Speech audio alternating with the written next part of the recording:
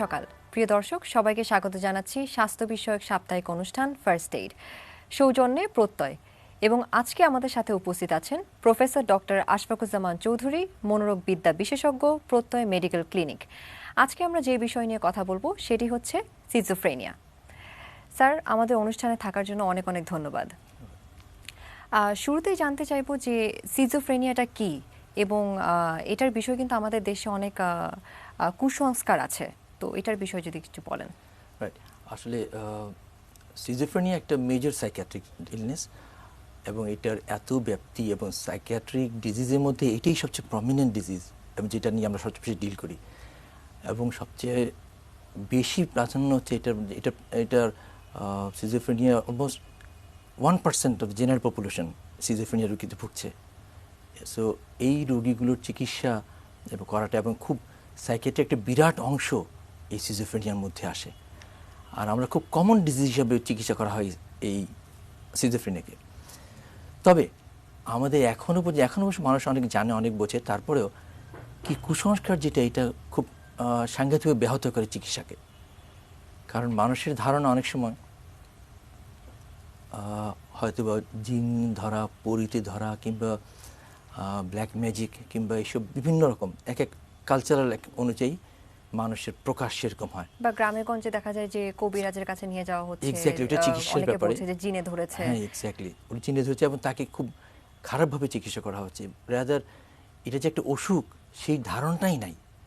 So আমাদের সবার উচিত এখন এটাকে একটা অসুস্থ হিসাবে, রোগ হিসাবে ধরা, তাহলে কারণ এইসব রোগকে চিকিৎসা করলে সঠিক পাওয়া যায়। মানুষ মনে করে জিনে ধরেছে, সে নিজে নিজে কথা বলে, সে কারোর সাথে কথা বলে, জিনের সাথে কথা বলে, তাকে ও যেসব সিমটমসগুলো বলে, যেমন সে মনে করে যে ও পজিশন হয়েছে, কিছু একটা উপর ভর করেছে, তাকে কিন্তু বঞ্চিত করে ফেলছে অনেক কিছু থেকে। সম্পূর্ণভাবে বঞ্চিত করে এবং তার সাফারেন্সটা বেড়ে যায়। কারণ এই কুসংস্কারের কারণেই সে মনে করে, কিংবা আজকাল মডার্ন ইয়েতে অনেকে মনে করে যেমন এটা চেঞ্জ হচ্ছে, কিন্তু কালচারের সাথে সাথে চেঞ্জ হচ্ছে। আজকাল আর একদম টাউনের সিটিতে মডার্ন ইয়েতে ওরা কিন্তু জিন পরি এগুলো বলে না, যেটা আমি হয়তো 80s শুনতাম। এখন কিন্তু ওরা এইসব বলে না। এখন বলে, স্যার আমাকে I am being control by computer, আমার কম্পিউটার আমাকে কন্ট্রোল করে, কিংবা আমার সুপারন্যাচারাল কিছু আমাকে মানে কন্ট্রোল করছে।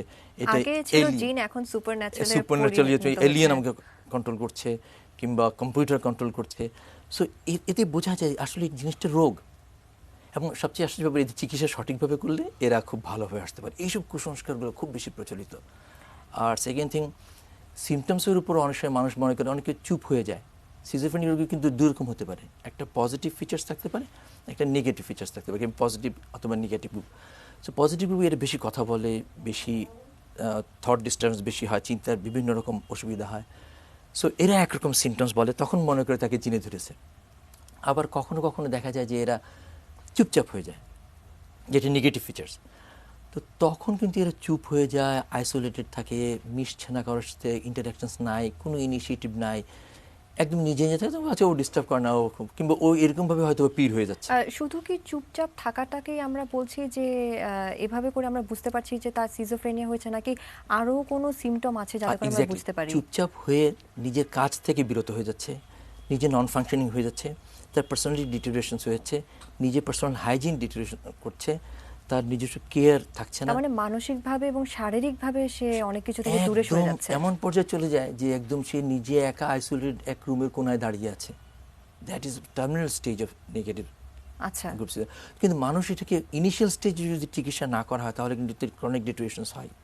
এবং সবচেয়ে আশ্চর্য ব্যাপারে দেরি করা হয় এদের এই কারণে যে মনে করে যেহেতু কোনো ডিস্টার্ব করছে না, সো আচ্ছা ওকে কিছু বলার দরকার নেই। তারপর অনেকদিন পরে কেউ হয়তো বলে দিল, না ও পীর সাহেব কিংবা কিছু একটা হয়ে যাচ্ছে, কিংবা অন্য কিছু। So that is dangerous.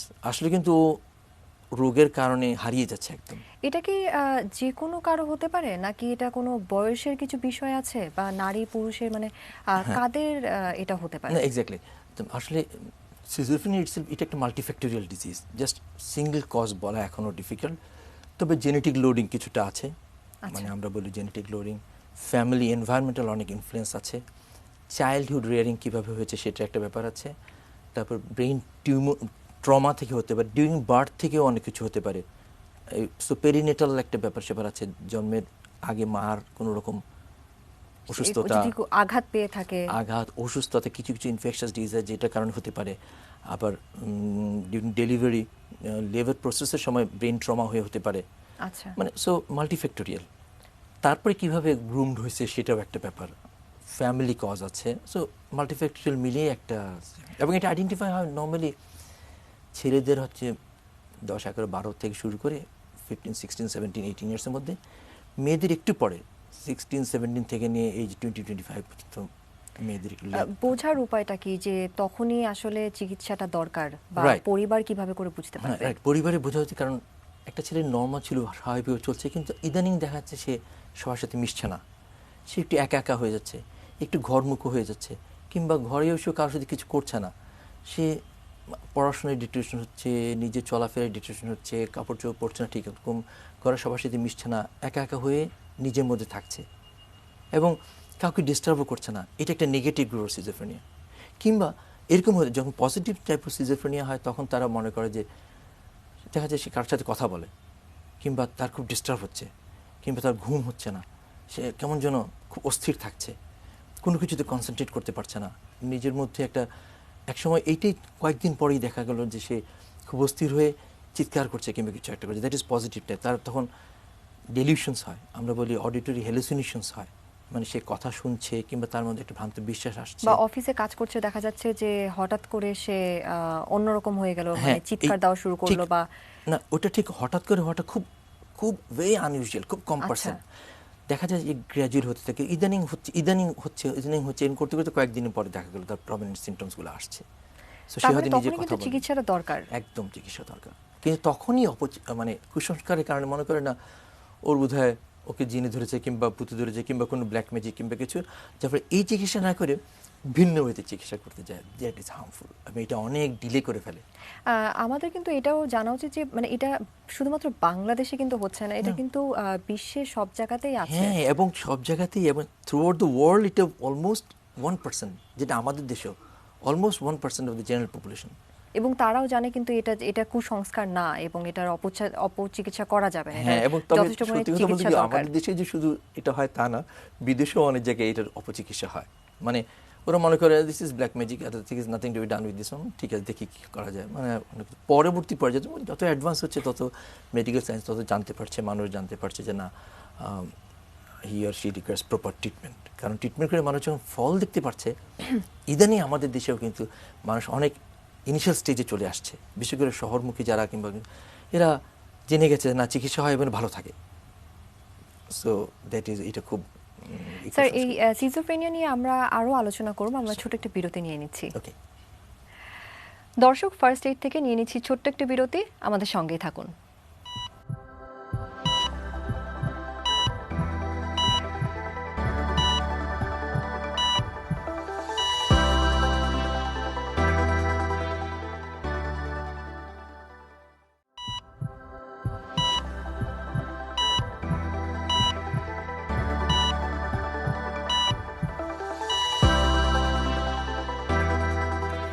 দর্শক, ফিরে এলাম বিরতির পর ফার্স্ট এইডে। আমরা কথা বলছিলাম সিজোফ্রেনিয়া নিয়ে। স্যার, আমরা তো জানলাম যে এটা আসলে অনেক একটা বড় একটা মানসিক রোগ এবং এটার জন্য চিকিৎসা যথেষ্ট পরিমাণে দরকার। আমাদের বাংলাদেশে কি যথেষ্ট পরিমাণে চিকিৎসা যেটা দরকার সেটা কি পর্যাপ্তভাবে আছে? হ্যাঁ, আমাদের সাইকিয়াট্রিস্টের সংখ্যা কম, সেটা সত্যি কথা। তবে এখন আমাদের দেশে এটার প্রপার চিকিৎসা হয়, একদম থ্রু দ্য ওয়ার্ল্ড যে চিকিৎসা হয় ঠিক সেই স্ট্যান্ডার্ড চিকিৎসাই আমাদের হয়। আমাদের হয়তো সুযোগ সুবিধা একটু কম, এই জন্য মানুষের হয়তো একটা নেতিবাচক ব্যাপার আছে, কিন্তু আসলে এটা চিকিৎসা সারা দুনিয়ায় যেভাবে চিকিৎসা হয় ঠিক same drug, same medication, same কিছু আমাদের দেশেও চিকিৎসা হয়। এবং একটা ভালো জিনিস, রাদার আমি বলবো আমাদের দেশের এটা প্রগনোসিস অন্যান্য দেশ থেকে ভালো। তার কারণ আমাদের কিন্তু ফ্যামিলি বন্ডেজ, ফ্যামিলি টাইজটা অনেক বেশি আমাদের। আমরা পাই দাদা নানারা নিয়ে আসছে নাতিকে, কিংবা চাচা ভাই বোন এরা সবাই মিলে নিয়ে আসছে একজনকে। সো এক পেশেন্টের পিছিয়ে 4-5 জন লোক আসছে। So that indicates a good family ties, যেটা তার কিন্তু মানে পরিবার থেকে কিন্তু সাহায্য সহযোগিতা Exactly. যেটা প্রয়োজন খুব বেশি সেটা কিন্তু প্রয়োজন। আমাদের দেশে আছে অনেক বেশি। এবং আমাদেরই ফ্যামিলির মানে কোহেসিভনেসটা থাকার কারণে এরা কিন্তু ভালো হয়, অনেক ভালো হয়। কারণ অন্যরা কিন্তু শুধু ওষুধ, ট্রিটমেন্ট, ঠিক আছে এটা খাও, এটা করো, দেন গো টু ডক্টর, তারপর ইট ইজ ইয়োর ম্যাটার, মানে এরকম একটা অবস্থান। হ্যাঁ। কিন্তু আমাদের দেশে কিন্তু সেটা না। ওরা পয়সা খরচ করে চিকিৎসা করছে এবং ইনশিওর করে ওষুধ খাওয়া, আচ্ছা এমন সবাই ওকে সময় দিচ্ছে, অন্যরা সবাই মিলে সময় দিচ্ছে, যেটা খুব দরকার। আর ওষুধের পাশাপাশি আর কি কি প্রয়োজন হ্যাঁ, পড়ছে? যেটা খুব দরকার, একটা প্রগনোসিসের ব্যাপারে কিন্তু একটা জিনিস খুব কাজে লাগে, যেটা রোগের সম্পর্কে একটা বাজে কমেন্টস করা, এটা বলে ক্রিটিক্যাল কমেন্টস, এগুলো কিন্তু খুব সাংঘাতিক, এগুলো খুব খারাপ। সমালোচনা করা, রোগীকে সমালোচনা বা করা, অপমান করছে, মানে বা যেমন আচ্ছা ও তো পাগল, ওর তো মাথা খারাপ, কিংবা ও তো ওই ওষুধ খেতে হবে। These are very negative points. এতে রোগীর মনের মধ্যে কিন্তু এটা চাপ পড়ে। কারণ এইটাও নিয়ে অনেক স্টাডি হয়েছে যে ফ্যামিলি এনভায়রনমেন্ট কতটা ভালো সাহায্য করতে পারে ফর গুড প্রগনোসিস। এবং দেখা যায় যে যেসব ফ্যামিলি থেকে, যেখানে ফ্যামিলি খুব কোঅপারেটিভ, বেশি কোঅপারেটিভ ফ্যামিলি, সবাই সাহায্য করে, সেখানে কিন্তু প্রগনোসিস খুব ভালো। কারণ রোগীও এনকারেজড হয়, একটু ভালো হলে সে ফিল করে। তখন যদি তাকে খুব নেগেটিভ কিছু বলা হয়, খুব ক্রিটিক্যাল কমেন্টস করা হয়, তাহলে দেখা যায় সে মানে তার মনটাও হারিয়ে যায় আর কি। সো এটা, এই নেগেটিভ কমেন্টস করা খুবই খারাপ। মাদকাসক্তিতে যদি আক্রান্ত থাকে, তার যদি সিজোফ্রেনিয়া হয়ে থাকে, তাহলে তাদের জন্য কি চিকিৎসা অন্যরকম? হ্যাঁ, এ খুব আনফর্চুনেট, আমরা বলি কোমরবিড ডিসঅর্ডার। যদি আচ্ছা। মাদকাসক্তি এবং সিজোফ্রেনিয়া দুটো হয়, তাহলে তার কিন্তু পরিণতি আরও খারাপ, কম্পারেটিভলি অনেক খারাপ। কারণ একটা মাদকাসক্তি লোক সিজোফ্রেনিয়াতে ভুগতে পারে। যেমন ক্যানাবিস, গাঁজাটা কিন্তু অনেক দেশে কোনো কোনো স্টেটে অ্যালাউড, এখন অনেক জায়গাতেই অনেক জায়গায় legal অ্যালাউড করে দিয়েছে, করে হ্যাঁ। দিয়েছে, কিন্তু অথচ ওদের দেশের বইতেই, যেমন American psychiatric association diagnostic statistical manual of mental disorder, ওদের বইতে কিন্তু cannabis is a first drug যেটা খেয়ে মানুষের এডিকশনস হচ্ছে। অথচ ওরাই আবার অনেক স্টেটে ফ্রি করে দিচ্ছে। That is different thing. কিন্তু আমাদের কালচারাল কন্টেক্সটে cannabis itself is a dangerous drug. কারণ আপনি এটা ইউজ করে, এবং এটা পাওয়া গেছে যে ইদানিং almost 10 to 15% of the patient, those who are chronic abuser গাঁজা, তারা কিন্তু সিজোফ্রেনিয়া হিসেবে ল্যান্ড করতে পারে। আমাদের অনেক পেশেন্ট আছে because of drug abuse, prolong chronic abuser, তাদের কিন্তু সিজোফ্রেনিক ফিচার নিয়ে আসছে। তাদের জন্য কি চিকিৎসাটা ভিন্ন রকম হবে? হ্যাঁ, একটু ভিন্নজনক, কারণ তখন আমরা চিকিৎসা করি বোথ সিজোফ্রেনিয়া এবং তার drug addictions. So it takes time, এটা সময় লাগে। এবং তাকে শুধু এই চিকিৎসা, সিজোফ্রেনিয়া চিকিৎসার সাথে সাথে তার ওই ড্রাগ এডিকশনসেরও সাইকোলজিক্যাল ট্রিটমেন্ট, যেটা সাইকোথেরাপি, কাউন্সেলিং, এগুলো কন্টিনিউয়াস চলতে থাকে। এটার পাশাপাশি যে রিহ্যাবিলিটেশনের একটা বিষয় থাকে, যে রিহ্যাবেও প্রয়োজন পড়ে সেখানে যাওয়া, তো সেখান থেকে তারা কিভাবে করে চিকিৎসা পাবে? হ্যাঁ, রিহ্যাবিলিটেশন আমরা বলি এই কারণে, কারণ একটা মানুষকে চিকিৎসা দেওয়ার পরেই ছেড়ে দিলে হয় না। আমরা মানুষকে, যেমন প্রত্যয় মেডিকেল ক্লিনিকে আমরা পেশেন্ট যখন ভর্তি হয়, তাকে কিন্তু আমরা চিকিৎসা করে, তার সাইকিয়াট্রিক চিকিৎসা করার পরে তারপরে তাকে কাউন্সেলিং করা হয়, তাকে বিভিন্ন প্রোগ্রামের মধ্যে রাখা হয়। যখন একটা স্টেজে দেখা যায় যে সে অনেক ইমপ্রুভ করেছে, তখন তাকে হোম ভিজিটে দেওয়া হয়, সে হোম ভিজিটে আবার ফিরে আসছে, তারপরে তাকে ডিসচার্জ করা হয়, ডিসচার্জ করে ফলো আপে রাখা হয়। এবং আমরা গার্জিয়ান কিংবা তার রিলেটিভস থেকে বলে দিই যে ওকে কিন্তু আপনারা ফলো আপে আনবেন। এবং ফলো আপ যখন থাকে, তখন ইন্ডিভিজুয়ালের মধ্যে একটা ইনসাইট ডেভেলপ করে যায়। সে দেখে যে আমি আই ক্যান ডু সামথিং, আমি এটা কিছু করতে পারি। এই যে মনের একটা ইনিশিয়েটিভ আসে, এটা তাকে অনেক দূর এগিয়ে নিয়ে যায়। কিন্তু জাস্ট ছেড়ে দিলে কিন্তু দেখা যায় যে আবার কিছুদিন পরে আবার হয়তো হতে পারে। সো রিল্যাপস প্রিভেনশনের জন্য ফলো আপ দরকার, এবং তাকে রিহেবিলিটেট করার জন্য আমরা বলে দিই যে আপনি এই ধরনের জব করবেন। সবাই সব কিছু করবে নট নেসেসারি, বাট সেও যদি কিছু অল্প কিছু করে যদি আর্ন করতে পারে, ইটস ভেরি গুড। সে বোঝে যে আমিও আই ক্যান ডু সামথিং। এই জিনিসটা মনের মধ্যে ঢুকিয়ে দিতে পারলে অনেক ভালো। তার মানে এখানে বোঝা যাচ্ছে যে পরিবারের কিন্তু অনেক বড় একটা ভূমিকা অনেক আছে, পরিবারের অনেক বড় ভূমিকা আছে। এবং সেই জন্যই আমরা কিন্তু সাইকিয়াট্রিক পেশেন্টসকে অলওয়েজ ইন্ডিভিজুয়ালকে চিকিৎসা করে, তারপর চাই তার সাথে যারা থাকে, তার ফ্যামিলি, ওয়াইফ, চিলড্রেন, কিংবা তার প্যারেন্টস, কিংবা তাদেরকেও জানানো, তাদেরকে বোঝানো, তাদেরকেও আমরা সময় দিতে চেষ্টা করি। তার মানে তাদেরও এই সাইকো এডুকেশনটা শুধুমাত্র যে পেশেন্ট শুধুমাত্র তার জন্য প্রয়োজন না, পরিবারের জন্য কিন্তু প্রয়োজন, পরিবারের জন্য প্রয়োজন আছে। এক্স্যাক্টলি ঠিক তাই। ইভেন ইফ রিকোয়ার, আমরা অনেক সময় হয়তো টিচারকেও যদি ইনভলভ করা যায় আরও ভালো, কিংবা বলে দিই ফ্যামিলিকে আপনার টিচারকে এই বলবেন। যদি আমাদের দেশের সোশ্যাল ওয়ার্কারের কাজটা কম্পারেটিভ এরকম নাই না, আদারওয়াইজ সোশ্যাল ওয়ার্কারের থ্রুতে এই কাজটা করতে পারলে আরও ভালো হয়। কোনো সময় হয়, কোনো জায়গায় আমরা করি সেটা, ওটা করতে আরও ভালো হয়। আর যে চিকিৎসাগুলো যেটা প্রয়োজন আমাদের বাংলাদেশে, যেটা আপনি বললেন যে এখন অবশ্যই আছে এবং পর্যাপ্ত পরিমাণে আছে। যদি গ্রামে গঞ্জে এরকম লক্ষণ দেখা যায় এবং কুসংস্কারে তারা বিশ্বাসী, তো তাদের জন্য আপনি কি পরামর্শ না, দেবেন? আমরা তাদেরকে বলবো যে এখন কিন্তু গ্রামের সব মানুষ জানে, বোঝে, টিভি, নিউজ, পেপার সবের মাধ্যমে মানুষ খুব ইনফর্মড। সো আমার মনে হয় তাদের উচিত যে চলে আসা চিকিৎসার জন্য। আমাদের অনেক সাইকিয়াট্রিস্টরা বাইরে গিয়েও প্র্যাকটিস করেন, কিংবা বাইরে পেরিফেরাল সব ডিস্ট্রিক্ট হসপিটালগুলো আছে, ওগুলো মোটামুটি অনেক জায়গায়, যেগুলো মেডিকেল কলেজ আছে, প্রাইভেট ক্লিনিক আছে, আমার মনে হয় কিছুটা হলেও চিকিৎসা পায়। তারপরেও একজন সাইকিয়াট্রিস্টের শরণাপন্ন হওয়া উচিত। আর আমরা আজকাল রুরাল হেলথ সেন্টারে ওখানে কিন্তু যেসব ডক্টররা কাজ করেন তাদেরকে কিন্তু মোটামুটি একটা কিছু টেম্পোরারি একটা পিরিয়ডের জন্য সাইকিয়াট্রিক একটা এডুকেশনস দেওয়া হয় মোটামুটি। সেই অনুযায়ী তারা ইনিশিয়াল চিকিৎসা দিয়ে রেফার করে দেয় পেশেন্টকে। সো আমার মনে হয় ডাক্তাররা শরণাপন্ন হলেই সে কিন্তু চলে আসতে পারে বাই চ্যানেল। এডুকেশনের বিষয়টা যেটা বলেন, এটা যদি একটু বিস্তারিত বলেন, এডুকেশনে কি কি থাকছে? হ্যাঁ, এডুকেশনের মধ্যে আমরা সাইকিয়াট্রিক রোগ সম্পর্কে ধারণা দেওয়া, যে এই রোগ হলে এরকম করা উচিত, এটা শুধু জিন পরি কিংবা এইসবের উপর নির্ভর আসলে ব্যাপারটা তা না।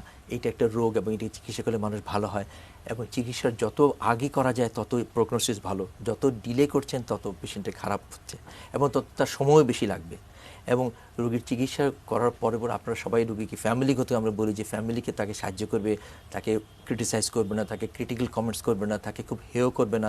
যাদের সবার সাথে মিলেমিশে যদি তাকে চালানো যায়, চলে আসে। তাকে ফ্যামিলি থেকে কর্নার করে রাখলে সে আরও হারিয়ে যায়। So these are all parts of psycho educations. করতে পারলে আমার পেশেন্ট অনেক অনেক উপকৃত হয়।